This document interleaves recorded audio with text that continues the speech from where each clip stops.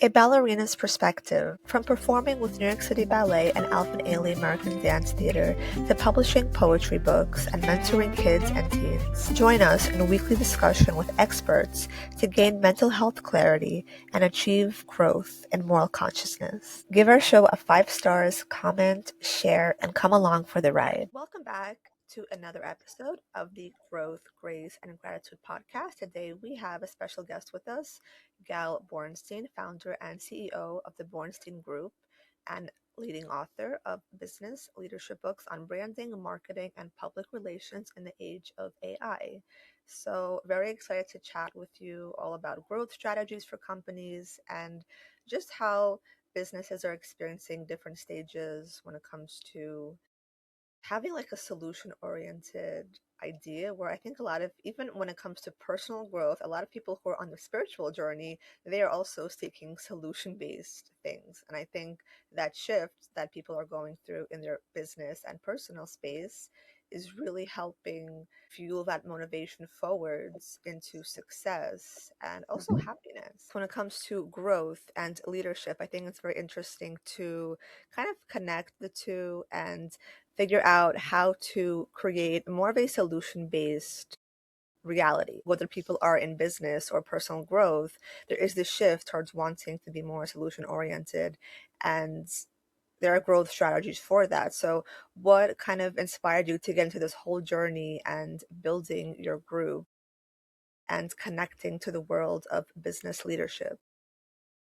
Well, I think that, especially in business, most entrepreneurs have a reason that is kind of unique to their situation and motivates them to actually take the risk of starting a business and then managing it and then continuously kind of invent yourself in that position almost every day. One thing that all CEOs that I've advised over the years, it really is rarely about money.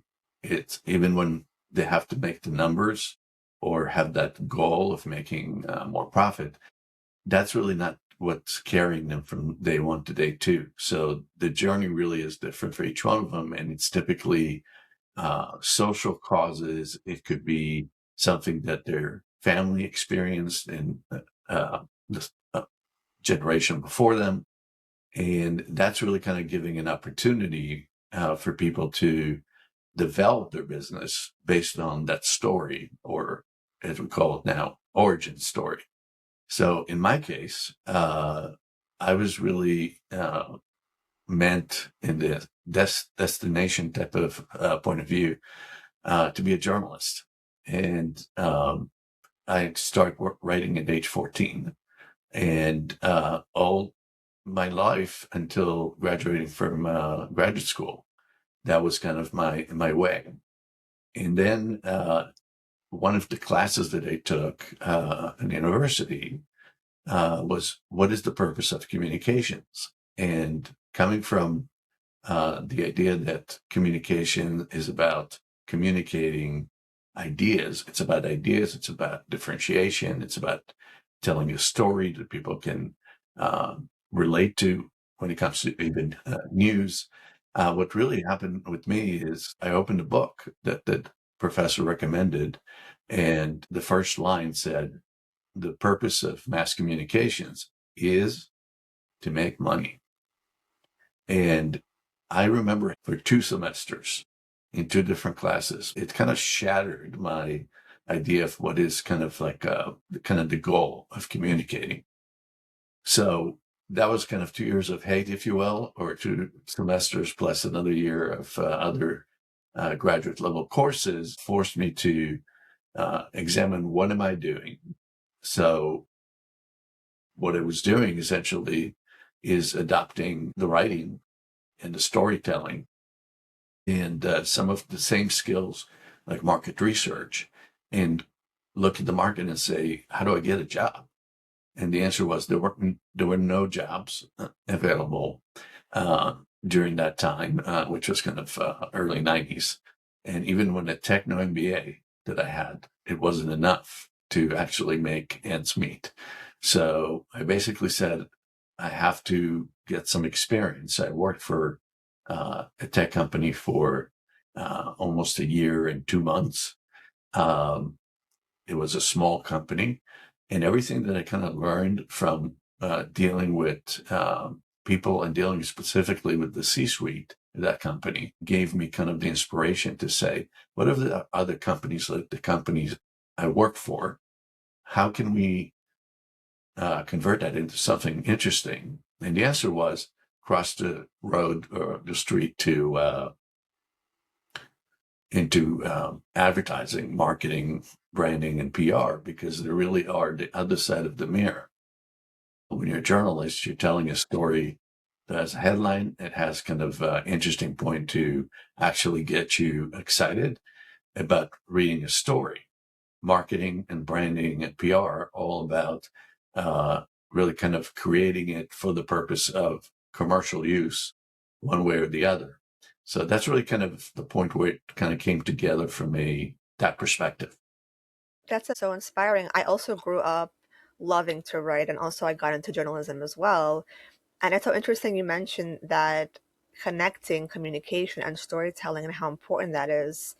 And I was just going through my children like books when I was a child, and it's so funny because Bernstein Bears is like my favorite. Your last name is Borenstein, and then my favorite children's book is Bernstein Bears, and it's like this is my favorite childhood classic, and I think it's also something to learn about the storytelling for children, how it begins as well, and it's like the art of connecting to family, to love, to sharing, to dealing with peer pressure. And it's all connected to adulthood, what we have to deal with in the world and how we choose to market, how we choose to brand ourselves, how we choose to either be led by money or kind of allow our creative expression to be fueled by that passion, and also to accept money as a form of fuel to help us invest in ourselves, in our projects. So if you're ready to shake off that daily stress, come join us for online beginner, adult, ballet, and yoga classes each week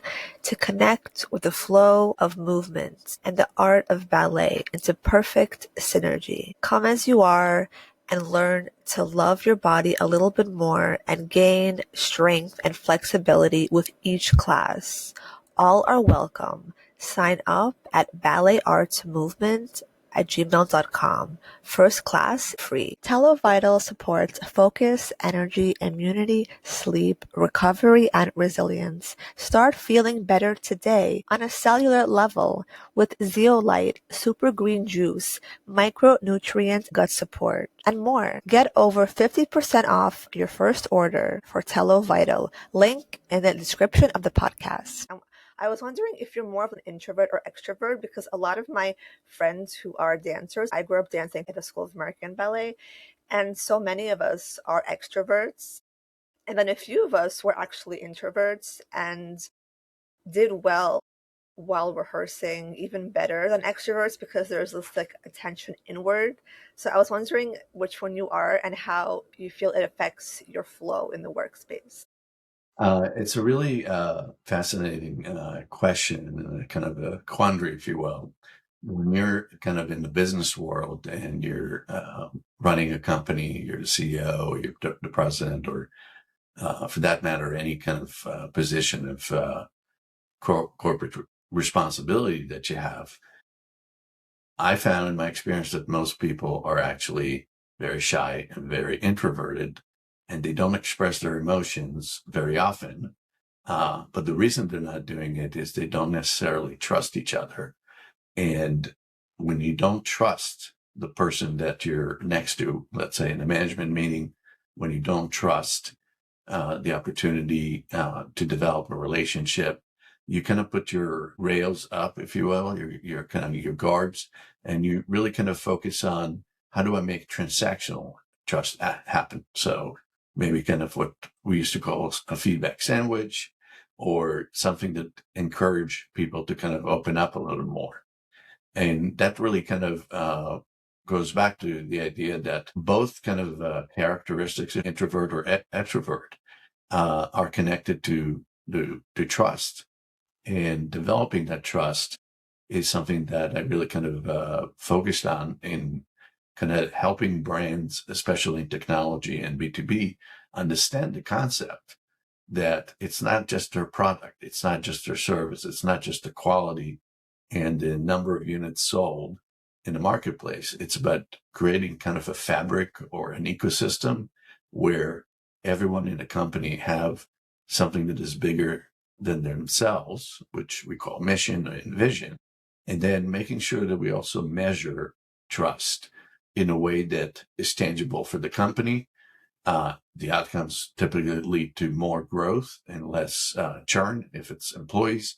For the CEO, they know what's actually going on in a company because people are not afraid to actually come in when the trite statement, my door is always open.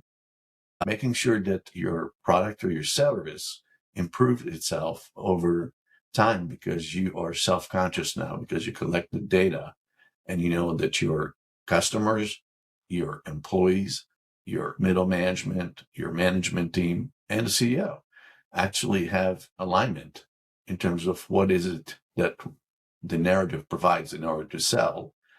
And when there's a breakdown, you can actually look at it fairly quickly and say, well, the breakdown is that we never told our employees that the company is doing great. So when all the big guys in the company got a bonus and we didn't, we felt really distraught and looks like we're not valued, which sometimes is the case, but most of the cases, it's financial decisions that are made not to just enrich the executive suite of a company, unless you're in a publicly traded space, which is very different. It really is about how you are able to take the story, the narrative of what you got, and make sure that everybody is aligned with it.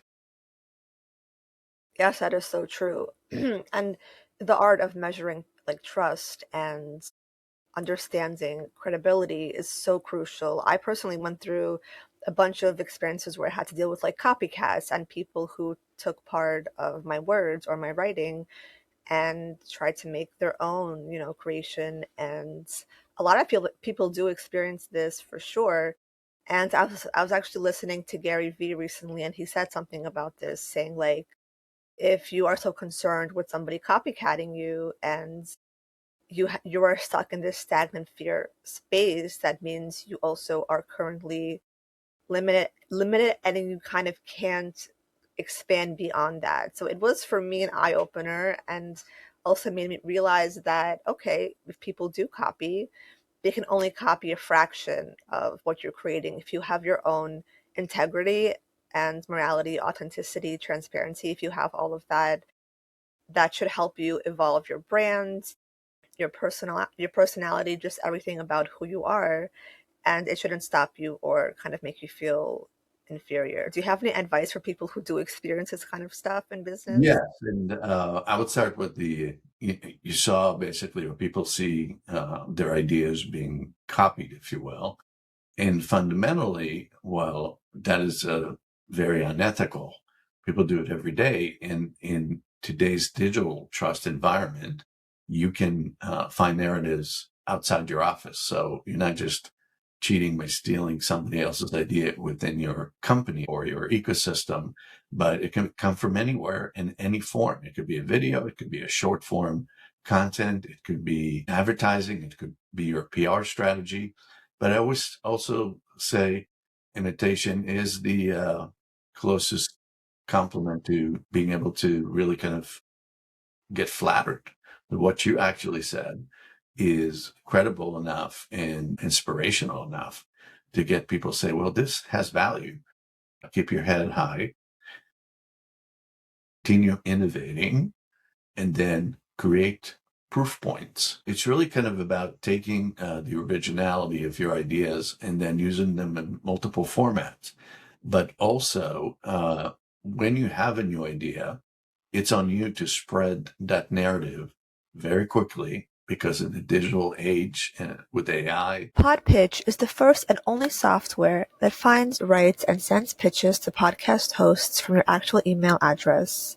Podpitch will make sure you get podcast bookings, guaranteed. Link in the description of the podcast. ClickFunnels easily build any type of online business and sales funnel in record time, no matter what your product, service, or niche, without any tech design or experience whatsoever. Try the ClickFunnels 14-day free trial. Link in the description of the podcast. Information that is about your narrative is no longer in your control, in your hands. It's all about how fast can you get it to market before people start copying it. And even if they copy it, you have the ability to track the information a lot faster than what it used to be when, it was a company secret and people were under NDAs and somebody leaked it or moved from Facebook to another company. That these days are gone. Everything that we do is visible. So it's really kind of critical for creators, for consultants, for people that really kind of are in the business of developing narratives and opportunities, is to really kind of ignore anything that basically creates a dynamic where you're feeling that somebody stole your stuff. They didn't steal your stuff, because even your ideas or my ideas don't come from nothing. They can come from a Sun Tzu philosophy in the art of war, or they can be Simon Sinek with why. It could be anything that you take and then parlay itself into a unique opportunity. That is so beautifully said. And I think there is this kind of connection between competition and attachment to the perception or the idea. And even just yesterday watching the Olympics, I was watching Alyssa Liu win the American figure skating gold medal. And her whole entire personality is so inspiring, because on her interviews, people are asking her, are you excited to win a medal? And she's like, it doesn't even matter, because she said that she doesn't have the attachments. She's just fully there, fully about human connection, presence, and even respecting every performer and every competitor, and showing love and showing compassion. I think that's such a shift in terms of even the Olympics, sharing that stage with people. And that's where the true winners are also taken into account. I think people are so tightly held on the idea of attachment to something physical, or to win, or to the idea of winning a medal. I think and also today's National Leadership Day. So there's something about being a good leader that's all about human connection. Would you agree with that? Absolutely. I think leadership is about three things. It's about, number one, creating and following a set of cultural values. The second is having a unique and differentiation between your product or your service and the other companies you're competing against. And then the third is creating something that has the quality and the trust building elements to bring it all together. And if people do that, typically they have some level of extraordinary success. People that basically are waiting for innovation to come to them, or they get innovation with the fear of being replaced, being displaced because of AI, for example, which is what I talk about in my book, Don't Believe the Hype. It really is about the idea that you are not going to be replaced or displaced if you understand the value of what AI can do for you. And at the same time, it's trust but verify that you got to have. Yeah, that's beautiful. I was just going to mention your new book, Don't Believe the Hype, When Trust is on the Line, an executive guide on keeping your brand resilient in the era of digital and AI. That's a very inspiring message for people who are transitioning and who are transforming their business and their brand.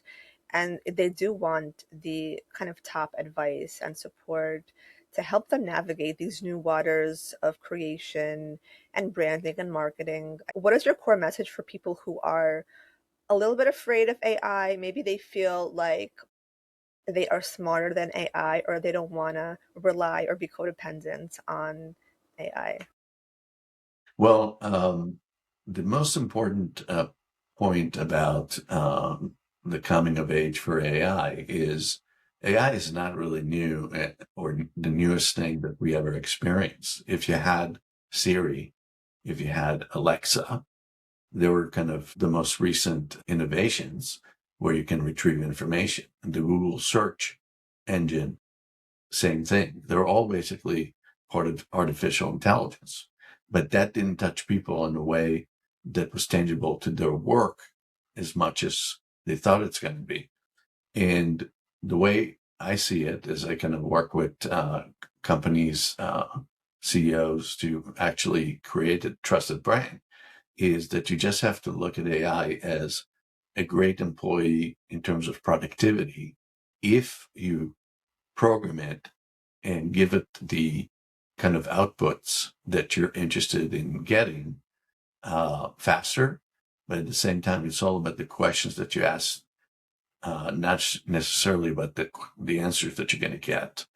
And I see that every day and with AI, especially the typical kind of scenario that I hear from our clients, such as, we develop a whole direct marketing campaign via email, and we used ChatGPT or Google Gemini or Anthropic, whichever it is. And it really gave us a lot of facts and the ability to kind of customize the letter to thousands of people. And when the output comes, interestingly enough, it has no emotions. It has nothing really valuable that you didn't even already know. And that's really kind of the struggle that we're going as a society of information gathering and data collection. All these different things need experienced people with original ideas that can be passed to the AI part of the business and kind of mass replicate it. But at the same time, when you try to mass replicate, if you have the single mistake, it gets mass replicated to thousands or millions of people. Unlock your best life with Soul app. Book a holistic wellness experience with a trained guide and start changing your life today with compassion practices, inner healing, food and diet, and so much more. Tap into a healthier and happier life with the #1 purposeful living app in the US, the Soul app, link in the description of the podcast. Sanger Daniel's online seminar promoting a positive message of self-healing with bioenergy work together with live seminars and remote coaching. Use code BIO20 for a 20% discount for our audience. Link in the description of the podcast. And a lot of companies over the years since AI and the kind of the precursor to AI had really kind of don't get the idea that you got to get it right first on the human level. You got to be relatable, and you got to put both your kind of emotional intelligence into it with this work. And number two, if it worked and somebody kind of got engaged to lead conversation, it's not necessarily going to go the way you think it would, because you didn't kind of simulate it in a way that mimics human behavior. And the bottom line is human behavior, thinking, all these different things are actually the core of what is making AI successful. Beautifully said. Yes, that's very true. Are there any digital trends currently that you love to kind of observe, or any of the ones that you feel like they're not really aligned with digital business?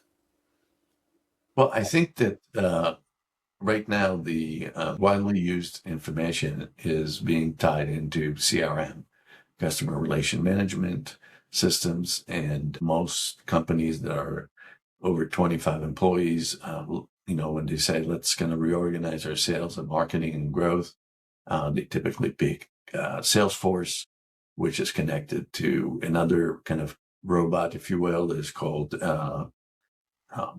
LinkedIn, another one that is called Slack, and they're all about accelerating the communications. And if you can accelerate the communications, it could be a benefit. But again, you can't build it if you're not asking the right questions. And the right questions are, did this fall flat with our audience?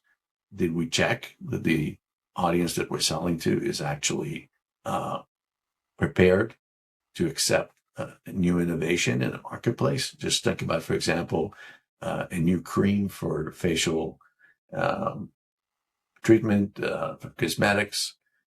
They come up with a promise that they found a new element that will make your skin look great, right, in the consumer world. In reality, it really kind of helping people just associate themselves with a brand. So when you buy skincare, for example, the name and the branding go a long way. Same when you think about a perfume or a cologne. Have you ever seen an ugly person in any of those commercials? Translate that into the next part of the evolution, which is now you have to, because there's social media. And if people don't like it, you're going to be on TikTok responding in a kind of a response mode versus being proactive. So what I advise all clients and all kind of entrepreneurs and people that are trying to take their ideas to the next level, it really is to look at, once you have an idea, does it address the kind of challenges that customers have, align the values with the employees and the management before it gets out, and then test it again and again. Even if you're not in the product or consumer market, it could be a kind of a piece of software that got developed for cybersecurity. If you kind of follow the news, cybersecurity is kind of the weak point in kind of the new age of AI and digital, because everything is becoming online, real time. And imagine cybersecurity is getting hacked. And these are the people that are the most trustworthy engineers that you can think about. But yet they say, trust us, we have the tools to make sure that you don't get hacked. And in reality, they get hacked as many times as a bank does. They don't talk about it. And when they do, it's typically the brand names that we all know, Verizon, AT&T, T-Mobile, for example. And suddenly you get a notice that says, you got hacked. And the you got hacked is not just the brand of AT&T or Verizon. It really is the company that is kind of close looping their security. So there's a lot of erosion of trust because people don't go through the messaging and kind of the narrative to say, yes, there is a lot of turmoil and bad guys out there, but we're kind of the closest to being somebody who cares about it. And then provide proof points that that's the case. So sometimes the proof point would be, we didn't get hacked this year. We didn't have to deal with paying bitcoins to a shady dark web organization. That's a win. But people don't message it correctly. They just look at it as we got to apologize and we got to make sure that we fix everything, which they have to do. But at the same time, it's not the same as being proactive about it and kind of pushing the communication that you are the partner of your client's business. You're not just following orders. And I think the difference between the two is what successful brands do. That's amazing. And it's also the fact that you just ultimately have to be grounded in your values, also avoid temptation and to be aware of the risks. So you're completely right. There is so much risk. And when you're actually succeeding and you have more experience on your side and you have more credibility, it also bolsters so much confidence for the team, for the business, for yourself, and for the growth. And do you have anything coming up you want to share with the audience? Anything new you're working on?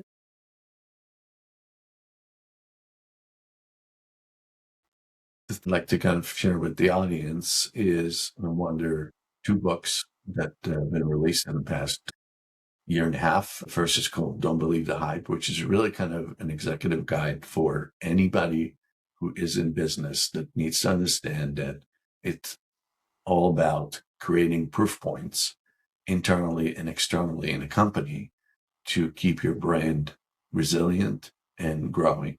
And the latest book that I just released is called Beating Goliath with AI, which is really kind of a description of us as businesses or kind of entities being the Davids. And if we look at AI as enabling us to fight Goliath, the big guys, as a small business by using digital slingshots, we might actually get to kind of empower ourselves to really compete effectively against the guys that can crush you simply because they have more resources. So that book, it really is about providing kind of a playbook for people in small business that really kind of need to change their kind of attitude and kind of adjust to a new world where you can be crushed faster than ever before.